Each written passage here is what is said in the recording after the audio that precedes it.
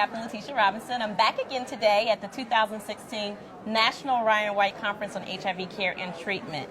I have with me today the Associate Administrator of HRSA's HIV/AIDS Bureau, Dr. Laura Cheever. Thank you for joining us, ma'am. Well, thank you for having me. Yes. We have some live viewers today. Where are people calling from? Where are people watching us from? Okay. All right. So it's been 4 years since we've had this conference. Why was it important to have the conference again today? What are you most excited about? Okay. This conference is a great opportunity. We bring 2,400 people that are actually on the front.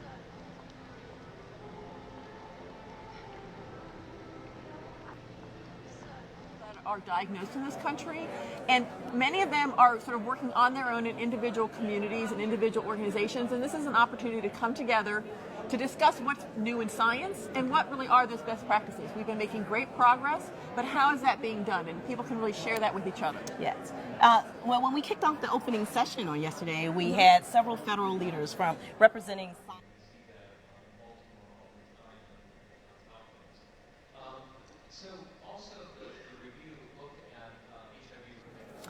I thought it was very exciting when Amy Lansky was talking about the National HIV/AIDS Strategy updated to 2020 and really talking about how the Ryan White program is a core part of that moving forward. Very, very important. The work we do every day, the $2.3 billion investment, annual investment, that is the Ryan White program, is a linchpin to us making progress. That was one thing. And of course, whenever Tony Fauci talks, it's always completely inspirational. He is one of my scientific heroes.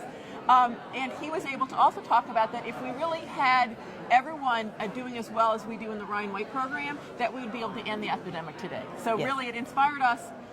In the Ryan White program, we do great with the people that walk in the door. Yes. But there are many, many people that aren't walking in the door. And how do we reach out to that part of the epidemic in the United States and bring them into care? Right.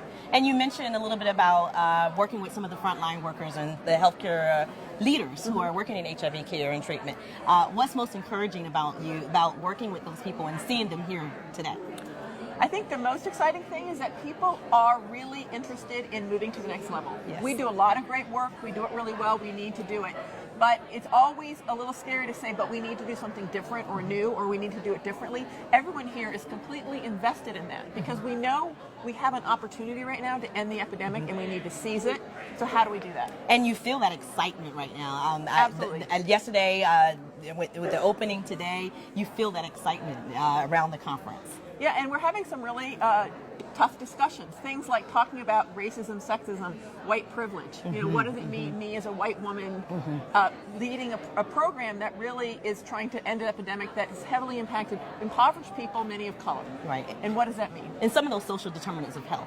Even in our own program, we know what some of the data shows around the health disparities in some of those populations. Right. So what do you think, in terms of what you've seen already, what do you think we're going to take back to HRSA to move forward in our program? I think some of the things that is important is we do have other federal partners here. We have CDC here, and some of that integration that we've already talked about in our program, the integration with prevention, as well as, I think, how do we continue to address some of those populations that have those health disparities? You know, you just mentioned some of those key things, you know, MSM, African Americans, you know, transgender populations, those populations that we know have issues that are preventing them from getting into care, remaining into care. And I think seeing some of those models that are addressing the HIV care continuum, I think will be important for us to take back to with us. Right. And I think the other piece that I've seen that really has excited people is that we have jurisdictions around the country. We've had jurisdictional leadership. Places like New York and San Francisco that are always the leaders in HIV/AIDS in terms of what they're thinking about, but also places like Washington, D.C. and Fulton County in Georgia that are really trying to figure out how can we provide leadership and cohesion, different partnerships to end the epidemic at that public health level. That is definitely something I think is exciting everyone. And we've had representation from around the country. We have individuals from all parts of the country, from the Southeast, from the West, from the North.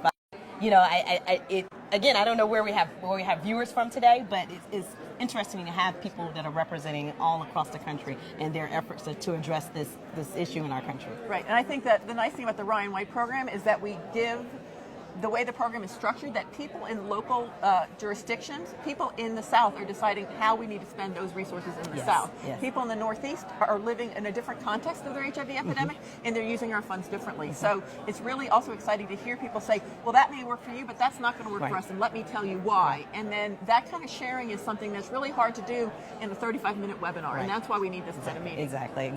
So we're on day 2. We got 2 more days. Yep. What are you looking forward over the next 2 days? I think there are a few things. We have really worked hard in terms of thinking about stigma and how do we reduce stigma, because stigma is still a major driver in the disparities we have. As you mentioned, really stigmatized populations with HIV infection in this country. And we have been working towards helping really develop leadership among people living with HIV, because they're a critical part of our program at the local level. How do we help develop that leadership nationally?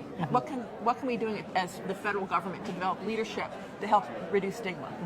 So we're going to have 2 presentations on that in the next 2 days that I think are really going to help us move that forward. So did we have any viewers? Boston. We have people from Boston. Excellent. Anything else you'd like to add, ma'am? Any other takeaways from this week or looking forward?